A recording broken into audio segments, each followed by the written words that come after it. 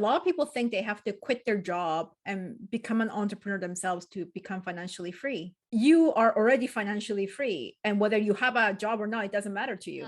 Right now, my portfolio would be, upwards of 5 million, and creating substantial passive income right now. Yes. Hi, change makers. It's Julia Tell. Welcome back to my channel. I've got amazing Deep Paknikar with me today. There's so much to learn in this interview. She is sharing with all of us how to get started in real estate, to start investing, create passive income, and become financially free. And you can do this even with a job as a side hustle. Deep has been a client of mine for some time now, and she's here. I've invited her to share with you more about how you can make your dreams happen and live your best life. So welcome, Deep. Thank you so much for taking your time today to be here with us to share these tips. Thank you, Julia, for inviting me. Super excited to be here.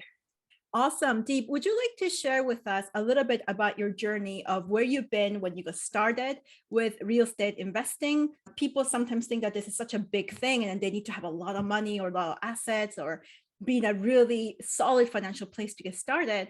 But if you were to share more about yourself and how you got started on this path, you would be really helpful for so many people. Certainly. It's an unlikely place that I started. It was in a traffic jam. I was driving on freeway and I was in a traffic jam. It was a parking lot. And on the other side of it was my daughter, 3-year-old daughter, waiting for me. And I was sitting there about, maybe like 50 minutes traveling one way to get to my home to see my daughter. And I was sitting in the parking lot on the freeway thinking, is this what I want my life to look like? Where I am waiting here, just driving, and my daughter is waiting there for me to come back home. That kind of triggered me to do something which will allow me to have more financial freedom and more time freedom. And that's what got me started on the real estate journey. So from that time onwards, it was an eye-opener. I thought I had to do something else which will allow me more free time. And you were in a job, right? So I was in a full-time job. That's right. Yeah, you're working a full-time job in corporate America in tech. That's right. And you had this realization. Yes. What were the struggles in that time where, it's like the struggles are accumulative and then you have a light bulb moment, right? Many of us have that. So what were the general struggles that you experienced until you arrived at the point at the parking lot? So the struggles are real, and I'm sure everybody comes across it. There is a family that you want to be with, especially your kids. You want to spend a lot of time with them, but then your job and other things that are going on take away so much of that time. And there is no control over time. The 9 to 5 jobs are great, but they are seldom, especially in the tech field, they're seldom 9 to 5. They do go extend beyond that. And not just that, it's the freedom in terms of your time. It's the freedom in terms of your independence as well, like what you want to do, what you want to do with your time. So I think those struggles are real. Everybody experiences those. I think it was just like that eye-opener moment in that time that really brought me to come to an opportunity that would allow me to get my time back. Yeah. I think a lot of people watching this might think, wow, Deep must have no problems because she obviously got started and we're talking about being financially free. She's already there and, she must have no issues. So why is she even working with someone like Julia, right? So why don't you share with us more about what your struggles were before we met and then when we met and where you are now? What would you say was the reason why you needed something like this? That's a fantastic point, Julia.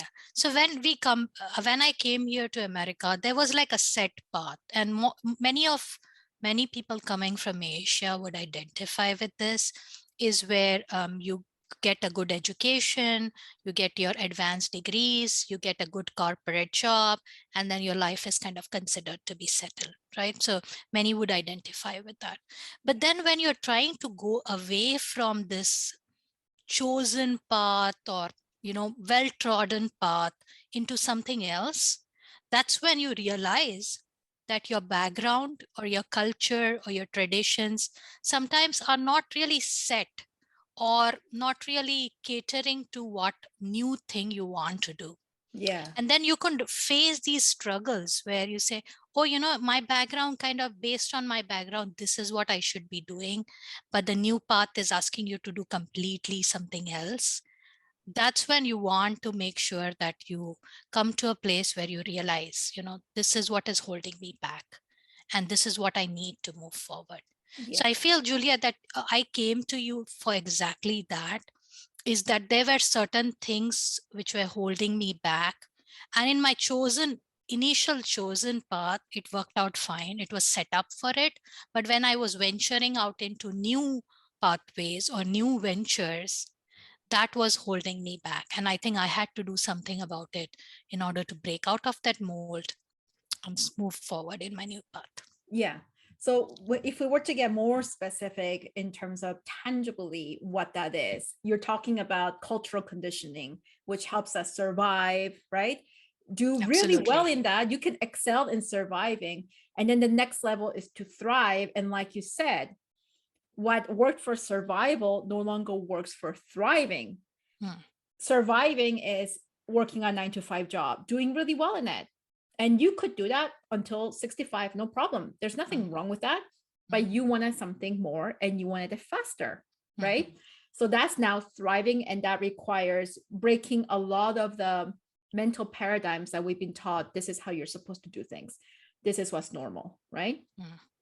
And so when you are thriving now, you're going from having a job, following a structure, to entrepreneurship, right? Because it's investing and that's entrepreneurship. You have to get investors on board.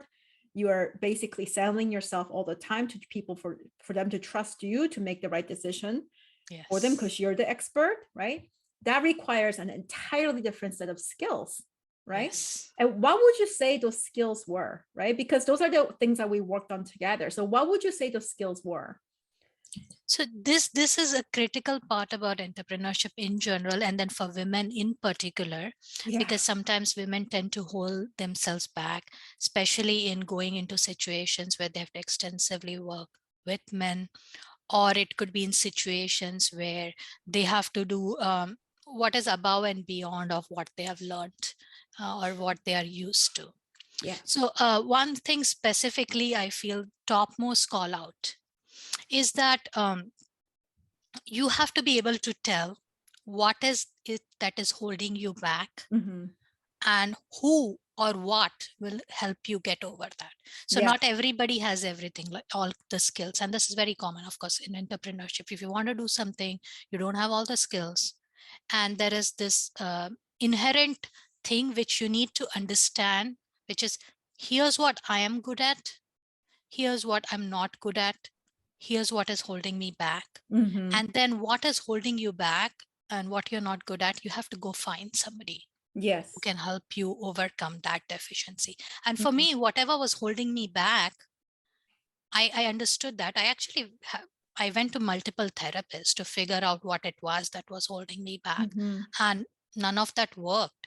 So then you really wanted to go full into investing, right? That's absolutely what you wanted. Yeah. Right. And then something was pulling you back. Correct. Yeah. And then even after going through all these people, like I would have gone to maybe 5-6 therapists, and that didn't quite work out, or therapists/coaches. Yeah. And then I had to find this person who could help me get there. Right. So I kept looking, and I found that in you, Julia, thankfully. Thank you. And it really helped me. So you see, like how I kept going, I didn't stop. Okay, this person didn't work, that's fine, move on to the next, move on to the next. Absolutely. Persistence. Yeah. So persistence, very important, but also identifying what's missing is the first step. And then if you don't find it, that need is being met, keep going, be persistent till you find it. Yes. I would say that women of color in general, right? We are taught to listen. We're taught to follow rules. It's a lot more common for women to have that, right? And then when we're in a leadership position, which naturally as an entrepreneur, you are in leadership position, it throws you into that. And if you are not leading, then you start to fall behind, right? And then you start to be stuck. And like, what am I not doing? Right.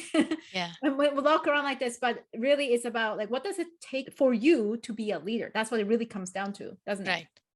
Yeah, Yeah. and you bring a good point, because when you're being a leader and you want others to see you as a leader, Yeah. you need to lead in your own life first. You For need to sure. take the lead, right? You need to Yes. make sure that you are going where you want to go, and you're taking all the necessary steps to get there. So Yeah. if you are not doing it in your own life, you can't, there's no way you can help others Hmm. uh, achieve what they want. So I think that's a very critical point. And I think that going from what I was really, what was holding me back, Yeah. to now where I feel much more open, I would say, Yeah. and aware. Yeah. And I think you helped quite a bit there, is to create that awareness of things that I didn't see before. Hmm. And now, not just that I see them, I'm aware of them, but Yeah. then the next step is it's actionable. Now I can Yes. identify and I can action. Yeah. All of us who grew up in certain culture, we weren't taught boundaries. That was nothing. We weren't taught how to be assertive because, again, female conditioning, also cultural, and what it means to be a woman being born into certain culture through your parents. And I found as a coach, those two things always come down to, I've written a book on this. So this is very public information. I talk about boundaries, assertiveness. If you don't have those two things, if you're stuck, that's what, even knowing what you need help on, that's a leadership skill. Oh, I need Yes. this. Your ability to go out and get the help, to be persistent, to stick with it. These are all leadership skills and qualities. And assertiveness is like, okay, once you have this awareness, what do you do? Right? Yes. It's time to act. Yeah, Right? absolutely. These are the things that makes us unstuck and to progress.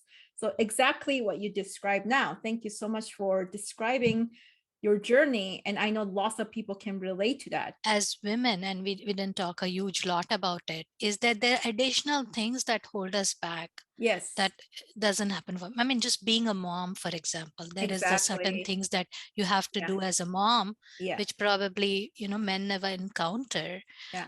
So all those things you need to be able to really like formalize in your brain in some ways, that here are the pieces that are important to me, and here's where I need to get. And Yeah. how do you navigate through all of that, Yeah. finding the right people along the way to get to where you want. And this is totally doable. So let me tell you, it's doable. There are people like Julia out there who can help you. It's just a matter of finding out what you need, going after it, finding the right people who can help you. Thank you so much for sharing that with us, Deep. Tell us, what is the minimum amount of cash that people need to get in? Because I think a lot of people are intimidated by this idea, right? That's right. Yeah. So at least as far as real estate investing goes, which is what primarily I help people do, Yeah. you can get started as little as $50,000 on a piece of real estate that you partner with a bunch of people. Mm-hmm. And that is going to get you started. So that's kind of a starting point. Now with the current prices, it's going well beyond it, Mm-hmm. but we still can do it with that amount, because we pool a group of people together and do Yeah. investments together. So depending on where you are investing, Yeah. the numbers vary, but in places, for example, I don't know how it is in Canada, but here in the US, where And I'm you're in situated, Seattle area, but you I'm in the invest in a Seattle lot area. of different places. You invest outside Absolutely. of the state. Yeah. Right. So some places in Midwest, you can invest for as little as 50 to 100K and Yeah. get started. There are other passive income opportunities that I help people create as a group together. Mm-hmm. And there you can do as little as $50,000. So those multiple opportunities are available. Yeah. And I think just real estate investing in general is super critical, in the sense that it is one of the ways you can invest, but so critical in terms of being able to keep your money safe from the inflation, Mm-hmm. because the inflation tends to be high, and this is a good way for you to keep your money not be impacted as much by inflation. So I think that way it's a very good tool in your financial toolkit. What I actually really love about what we're presenting right now is that a lot of people think they have to quit their job and become an entrepreneur themselves to become financially free, right? Yeah. But you are already financially free. And whether you have a job or not, it doesn't matter to you, right? Because you cover all your expenses and more. And all the work that you've done so far, what your investment portfolio is at right now. Yes, I'm just getting there, like almost there, I would say. No, But she's there. She's so yeah, humble. We talked about this already. So yeah, I know. Like this kind of this is another thing to think about is what you are comfortable with varies. For some people, if uh-huh. they can eat, sleep, and have a roof over their head, they're happy. For Yeah. others, they want to go to Hawaii vacations.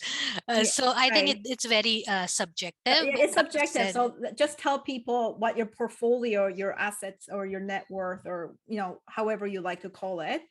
And then that will give people an idea, because everybody has different standards of living. So from my perspective, I know Deep's situation. She's financially free, but she doesn't want to agree with me right now. So give us a number. Julia, you are too kind to me. Give us a number.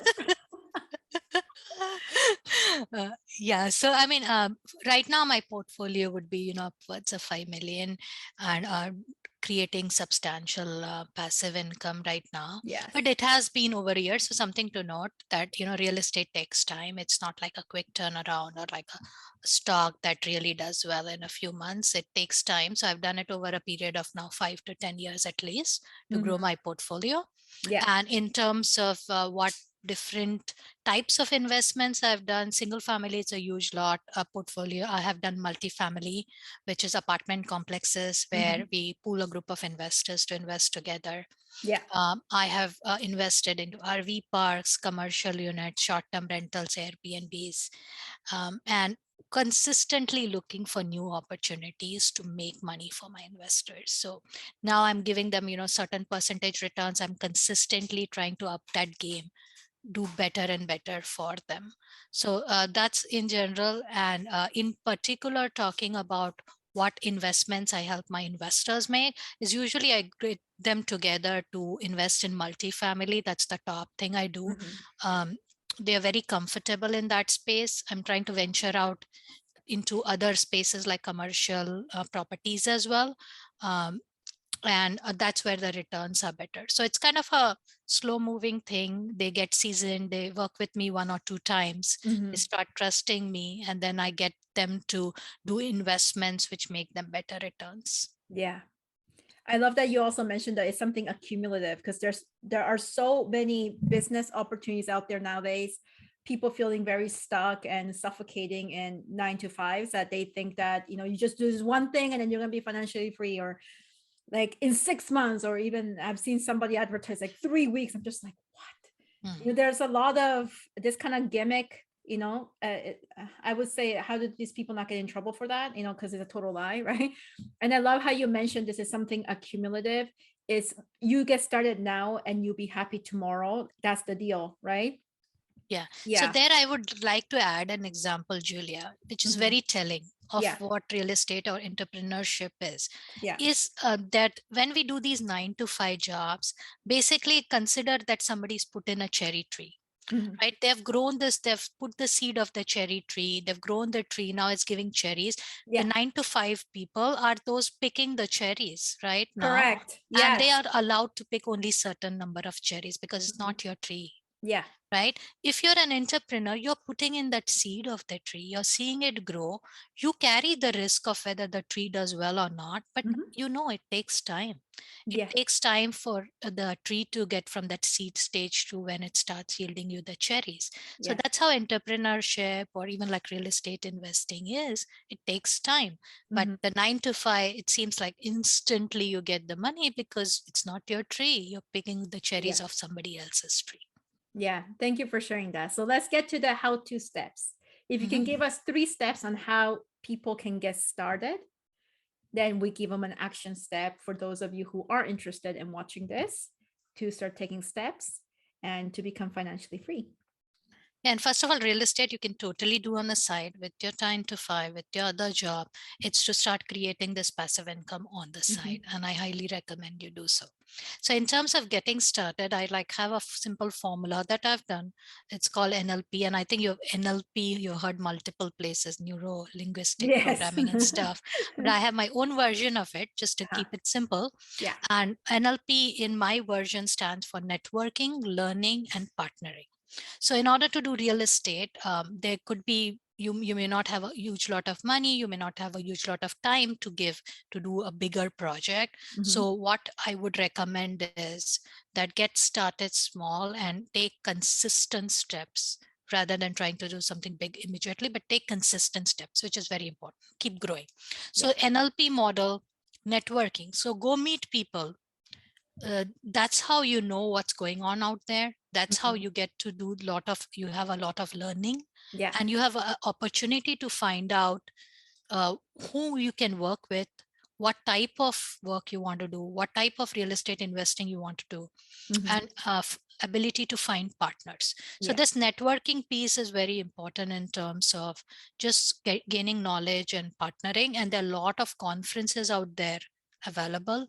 You could have a local meetup group in your city, go visit that. And there's a lot of online material as well. Look for it and you'll find it. Also, I share some of it on my site as well, Yeah. investorina.com. Which I'm putting Deep's website down below and the way to contact her, because you need somebody who has experience, who's always scoping out opportunities for investing, someone who spends all the time doing the research. And this is why you seek out someone who's an expert to help you on this investing journey to achieve your financial freedom. Thank you so much for being here with us, Steve. Thank you for sharing your knowledge and your journey and encouraging and inspiring so many people to take the action to take ownership of their time, of their life, and live the life that they truly love on their terms. Thank you to everyone watching. Thanks again, Deep. Thank you so much, Julia, for having me here. It's been an amazing pleasure.